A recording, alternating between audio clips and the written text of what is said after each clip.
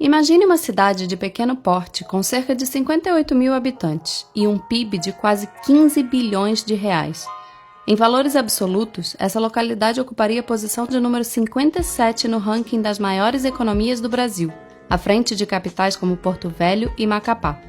Faça as contas. O PIB per capita da nossa pequena notável ultrapassaria os 253 mil reais ao longo de um ano.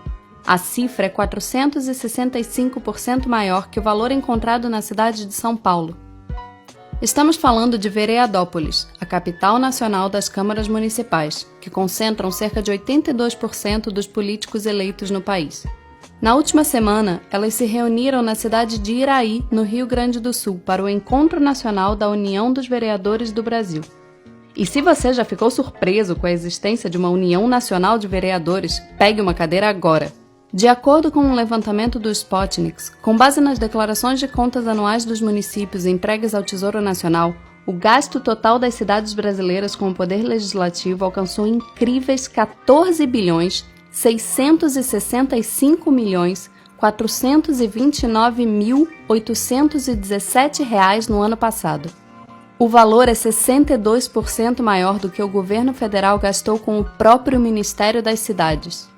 E essa conta pode facilmente ficar ainda maior, já que somente 4.759 das 5.570 prefeituras brasileiras informaram ao Tesouro Nacional o valor empenhado na função legislativa, de acordo com os dados disponíveis no Sistema de Informações Contábeis e Fiscais do Setor Público. Na prática, isso significa que o erário público não sabe quanto foi gasto com quase 1/6 das câmaras municipais do país. Para piorar, não são raros os casos em que as prefeituras inserem rubricas orçamentárias da Câmara Municipal em outros órgãos e vice-versa, quando vão enviar suas declarações ao Tesouro. Por fim, dados incorretos acabam sendo publicados, mas o Ministério da Fazenda alega que a qualidade das informações é de responsabilidade dos municípios. Até onde sabemos, a cidade do Rio de Janeiro tem a máquina de leis mais cara do país. No ano passado, a Câmara do Rio e o Tribunal de Contas do município, que é considerado um anexo do Poder Legislativo, empenharam um total de 880 milhões e 300 mil reais. Sozinha, a capital fluminense gasta mais com seu legislativo do que 23 estados. Cada carioca pagou um total de R$ 135,46 em 2017 para seus vereadores e conselheiros do TCM. Em São Paulo, a situação não é muito diferente. A maior Câmara Municipal do país e o seu Tribunal de Contas custaram 700 milhões de reais aos cofres públicos no ano passado. O custo por habitante, no entanto, é bem menor. Foram R$ 58,15 para cada paulistano. Aliás, dividindo o custo das câmaras de vereadores pelo número de habitantes que elas representam, São Paulo e Rio de Janeiro passam longe das primeiras posições. A Câmara Municipal que custa mais caro aos seus contribuintes no país fica em São Pedro das Missões, microcidade do interior do Rio Grande do Sul.